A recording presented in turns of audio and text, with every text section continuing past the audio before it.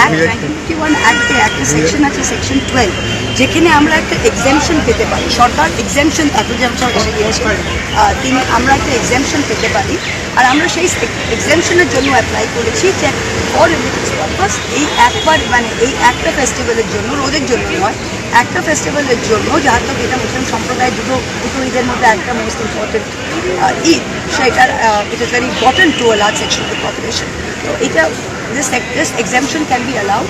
আর আমরা এক্সামশনটা কাউয়ের জন্য চাই না, আমরা এক্সামশনটা বুলক্স এবং বাফেলোর জন্য চেয়েছি, for the purposes of this festival alone. That is our limited point.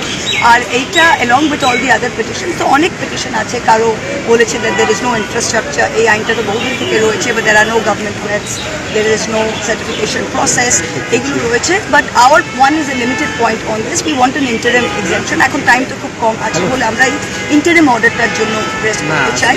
R second যেটা আপনারা দেখছেন, এটা অন্য পিটিশনসেও লেখা আছে যে একটা, দেখুন, একটা ফেস্টিভ্যালের জন্য সবাই তো একদিনে প্রিপেয়ার করে না।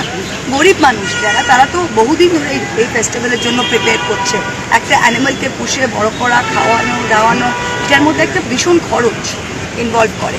আর যারা মুসলমান সম্প্রদায়, দেখুন, ডিমান্ড সাইড, কিন্তু সাপ্লাই সাইডটা হিন্দু সম্প্রদায়ের মানুষরা ক্যাটেল রিয়ারিং বিজনেসের সাথে যুক্ত।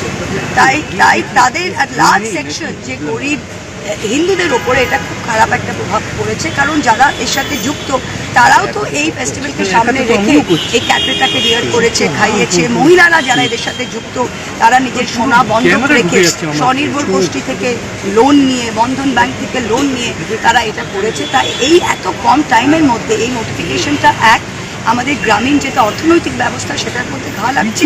বাট আমাদের যেটা লিমিটেড পয়েন্ট, সেটা আর্টিকেল 12-এ এক্সামশন স্টেট দিতে পারে। আর্টিকেল 12 মানে সেকশন 12-এ।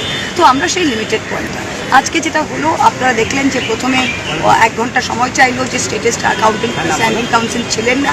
তারপর স্টেটের উকিল এসে বললেন যে তিনি আগামীকাল প্রিপেয়ার করে আসতে চান। তো চিফ জাস্টিস খুব পরিষ্কারভাবে বলে দিয়েছেন যে আগামীকাল 10:30টায় প্রথমেই এটার হিয়ারিং হবে, এবং স্টেট যেন সব ইনস্ট্রাকশন নিয়ে আসে কালকে এই ম্যাটারটা। অনেকটা বলি আপনাদের, এই কুরবানি আমাদের মুসলিম, একটু সামনে আসুন, আপনার